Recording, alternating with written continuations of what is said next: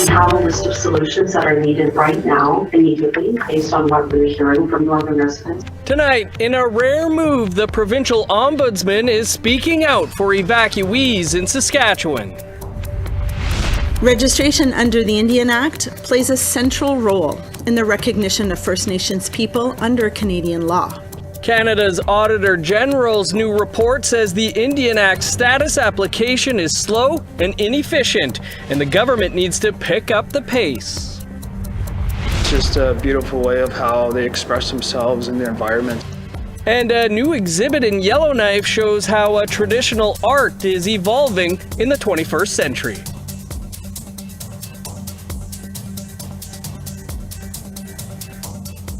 Good evening, I'm Dennis Ward. Welcome to APTN National News.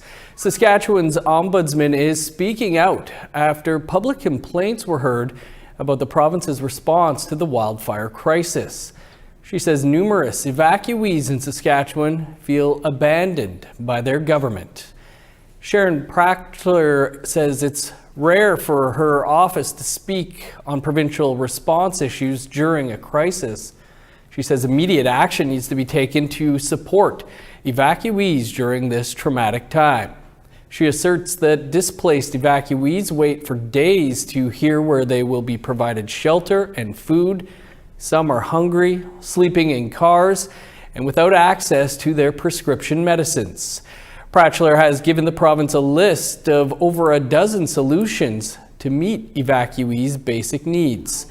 Her office will conduct a systemic investigation of the province's wildfire response, evacuation, and provided services. As a legislative officer, my goal is to focus on solutions, not blame. We have a list of solutions that are needed right now, immediately, based on what we're hearing from Northern residents and other people who are reaching out to me. The solutions involve immediate responses and resources, and at least some information of the long-term solutions, even if they are not perfectly known at this time. People want to know what is going to happen to them. Are they going to have a place to live in the future? Are they going to have a community? Are they going to have a job? Indigenous Services Canada, in its latest update, says as of today, June 10th, there are 25,814 individuals who have been evacuated from their homes due to wildfires. According to Indigenous Services Canada, 34 First Nations are currently evacuated because of wildfires. That includes 1 in British Columbia, 9 in Alberta, 6 in Saskatchewan, 14 in Manitoba, and 4 in Ontario. First Nations in Northern Ontario continue to express opposition to Bill 5, which passed last week at Queen's Park. Some, including Bearskin Lake First Nation, are calling for the resignation of Ontario Indigenous Affairs Minister Greg Rickford. For more, we're joined by Saul Mamakwa, the MPP for Kiiwetinoong. MPP Mamakwa, thanks so much for taking some time here for us. There have been a lot of statements released in the last couple of days over Bill 5, nation after nation, saying they strongly oppose the passage of the bill. The Ring of Fire has been talked about for like 2 decades. Why do you think the bill needed to be passed so quickly? I think the Bill 5, Unleashing the Economy Act, was passed by this government on the intent of that, thinking that they would use the tariff war as an excuse to access the resources, the North.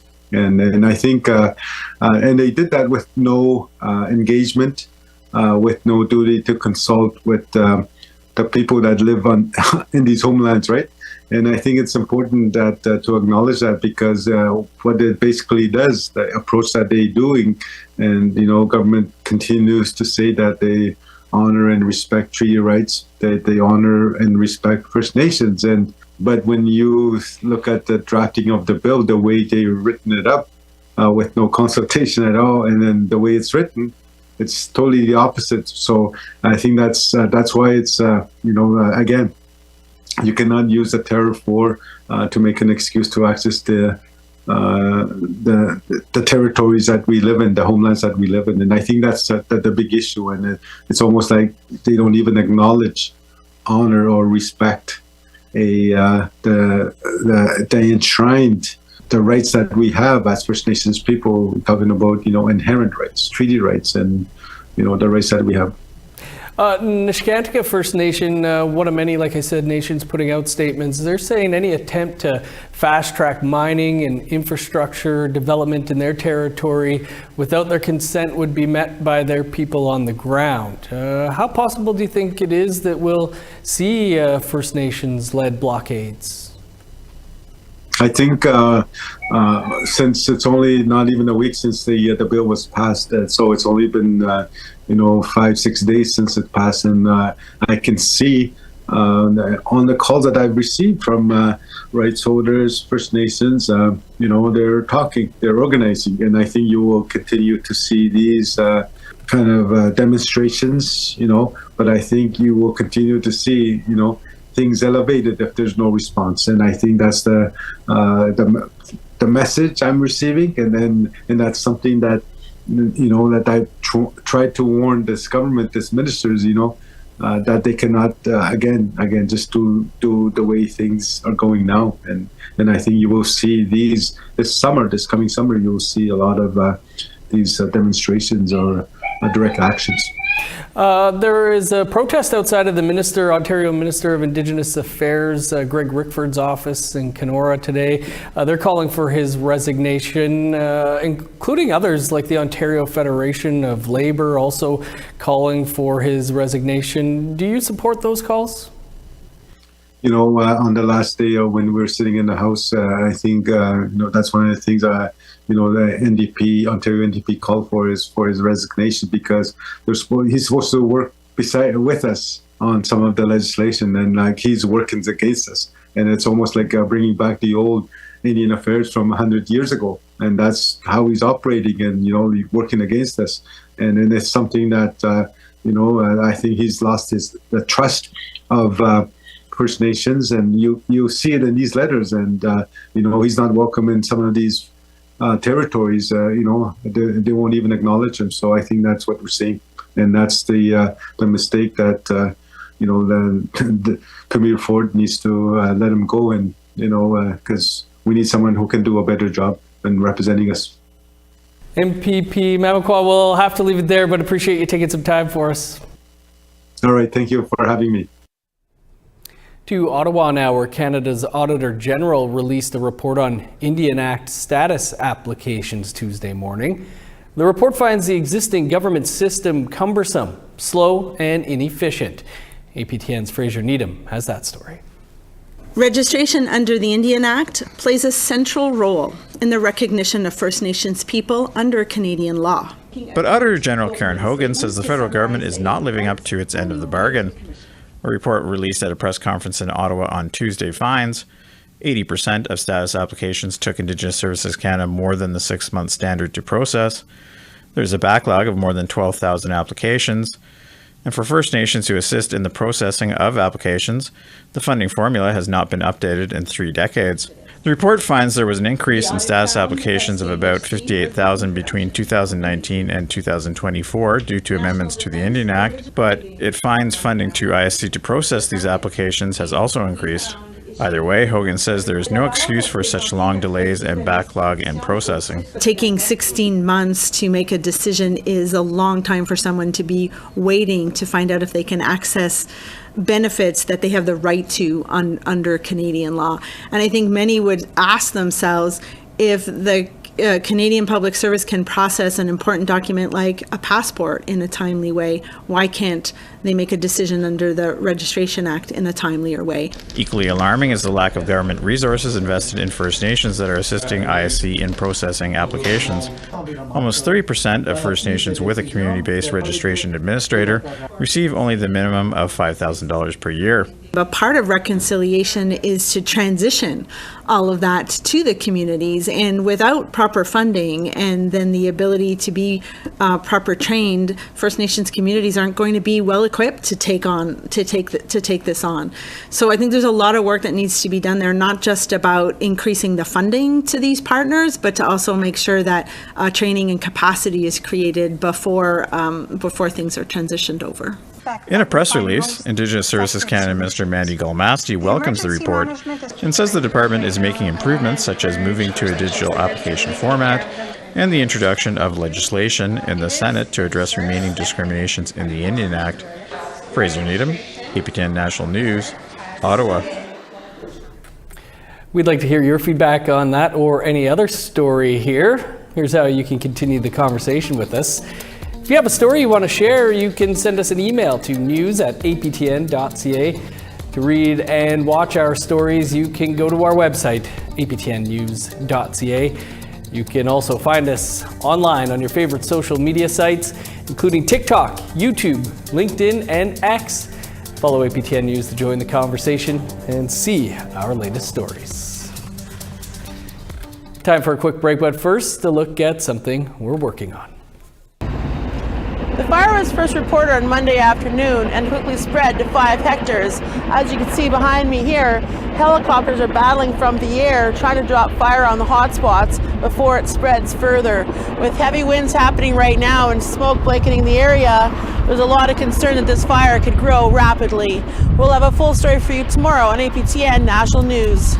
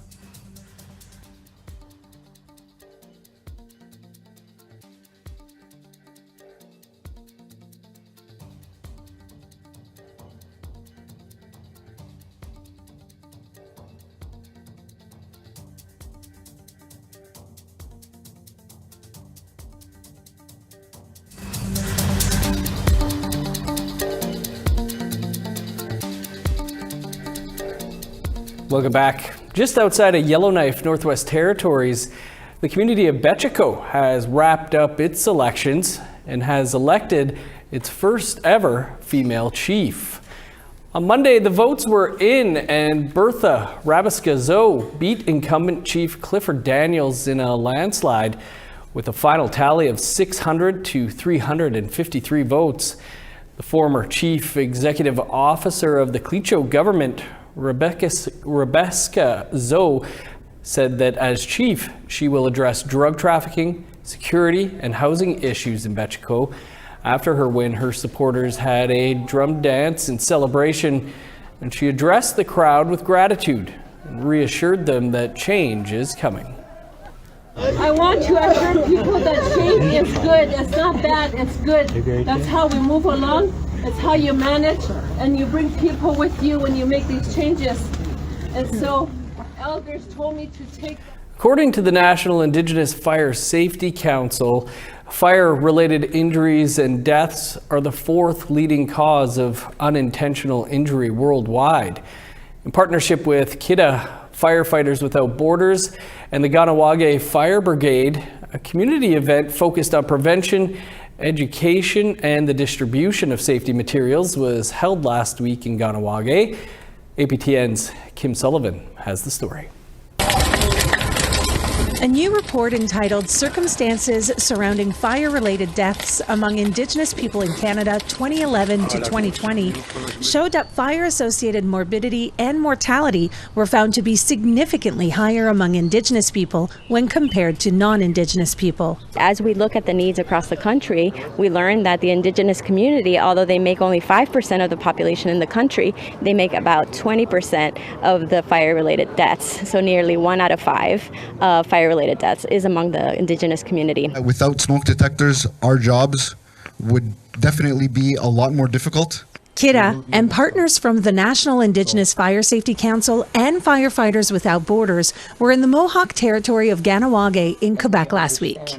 They launched a pilot project aimed at turning things around. They are donating $400,000 worth of smoke alarms to 16 Indigenous communities across the country. 12% of fire-related deaths in Indigenous communities occurred in homes without working smoke detectors.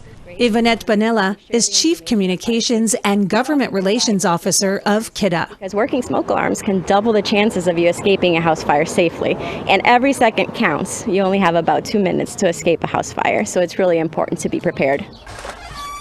Hello. The ultimate goal is to educate First Nations people to create safety leaders within communities and build long-term community resilience and allow for fire safety self-sufficiency. As a fire inspector, public education is key. Nobody likes to be told what to do, plain and simple. So if you tell them what they need to do, but tell them why they need to do it, is a whole different ballgame. So having these smoke alarms here today will give us the opportunity to get into these households and say, look, this is why we're telling you need to make sure you check your smoke alarms. Ganawage is the only Quebec Indigenous community in this launch initiative. A total of 504 smoke detectors have been donated and will be installed here. Encourage everyone to come down and put your name in to get on the list to receive one of these smoke detectors. Not only are smoke alarms donated through this pilot project, but installation demonstrations take place within the communities and culturally sensitive and adapted fire safety toolkits are distributed. We were able to adapt the education based on the community's need, and so that's why it's taken us a long time to get here, but we're super excited, especially when it's Indigenous History Month, to kick off the program. But we'll learn, we'll adapt, we'll evolve, and hopefully we can continue to build on the program for years to come. It is impossible to tell if a functional smoke detector was in this Ganawage residence that burned down last week. We couldn't tell. There was nothing left. Fire Chief Stacy emphasizes the importance of having more than one smoke detector in the home, one on each floor and in each bedroom. Fires develop fast. There's no way to know where they're going to start, how they're going to start, how fast they're going to grow. Having early detection systems like a smoke alarm is the only way to know. And I can't tell you how much, like a smoke alarm costs $10, $15. How much does your life cost?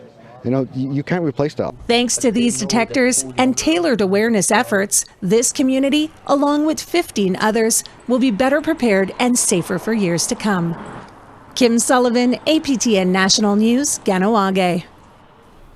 Time for one last break. Still to come here tonight, a new exhibit on traditional and contemporary beadwork. I think it's a form of legacy for families because each family would have their own designs and crests and they would tell each other apart on the land.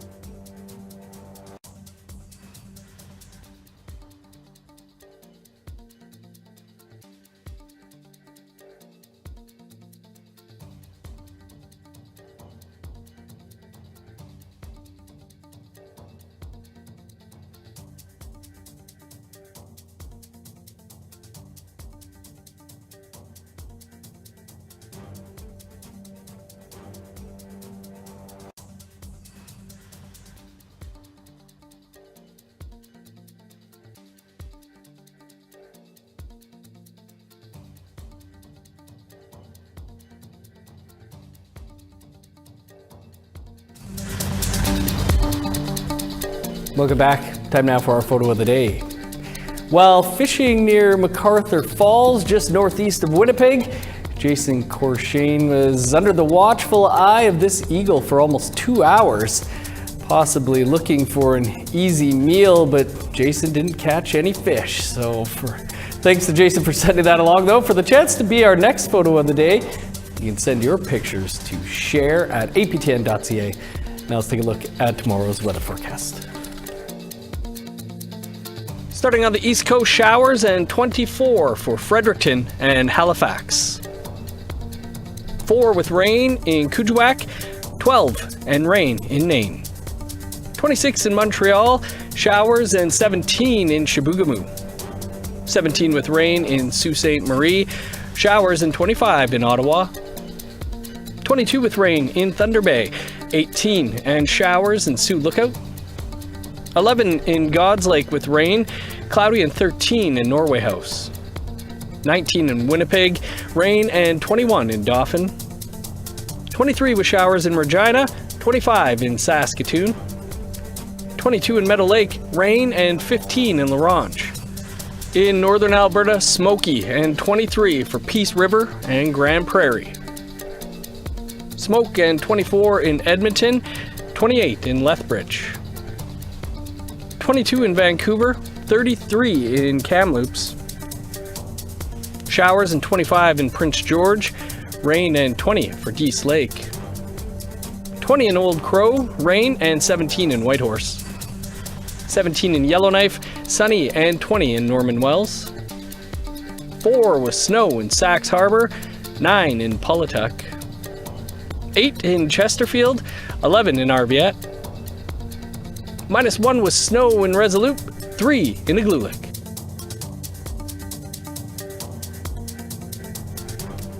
Our video journalist Bruce Dela Cruz went to the Yellowknife Museum's newest exhibit last week, featuring traditional and contemporary beadwork by Clecho Dene artist Matthew Vuxen.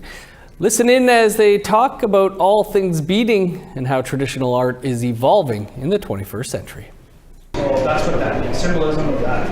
And this is the electrocution chair. Matthew Vuxen, a Clecho Dene artist based in Brantford, Ontario, gives a tour of his new exhibition at Yellowknife's Prince of Wales Northern Heritage Centre. Titled Et Sonatsili, or We Sew Beads, it showcases his traditional and contemporary beadwork from the past decade. From smaller designs to modern sculptures, every piece is woven with precision and has a story to tell.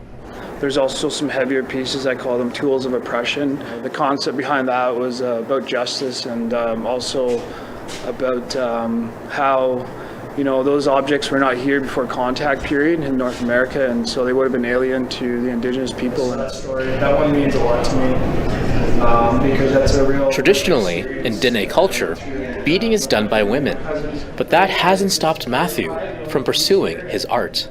Traditionally, men were busy doing other things, right? Women are in the camps, and men would be on the land hunting, right, for survival, so they could feed the family. So they don't have time to bead, right?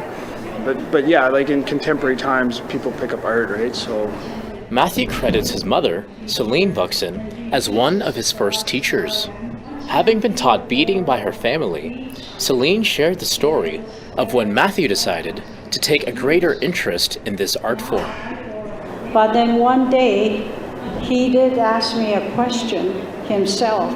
He said to me, "What's going to happen, Mom, if my sisters don't pick up the beadwork?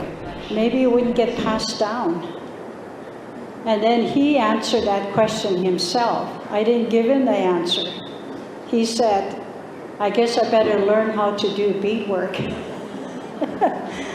Matthew emphasizes the cultural significance beading has for Dene people and how family histories are threaded with each bead. I think it's a form of legacy for families because each family would have their own designs and crests, and they would tell each other apart on the land. And you know, it's just a beautiful way of how they express themselves in their environment. So. You gonna do a wedding dress? I gotta find a bride first. If you missed the opening ceremony, Have no fear. We Sew Beads will be on display until December 2025 here at the Prince of Wales Northern Heritage Centre. For a full schedule, be sure to check their website at pwnhc.ca. Bruce de la Cruz, APTN National News, Yellowknife. Thanks, Bruce. Earlier this spring, an Inuit artist was awarded with the King Charles III Coronation Medal for her contributions to bringing international recognition to Inuit art. Shuvinai Ashuna is a third-generation Inuit artist based in Kingate, Nunavut. Her nearly 30-year career of creating contemporary Inuit art has earned her accolades like the Governor General Award for Visual and Media Arts in 2024, and now the King Charles III Coronation Medal. In a recent press release, Shuna gave her thoughts on receiving the medal. Quote, "It's something like a strange thing to get an award from the King of England. He probably hasn't seen my drawings, but I hope that someday he'll get to know what my art is all about." Congrats to her. And that's all the time we have for your APTN National News for this Tuesday, June the 10th. For news anytime, though, you can visit our website, aptnnews.ca. And Creason will be here at 1 p.m. Eastern Time tomorrow to give you a first look at the day's news. I'm Dennis Ward. Marcy Miigwech, thanks for being with us. Stick around for an encore presentation of Face to Face. Have a great night.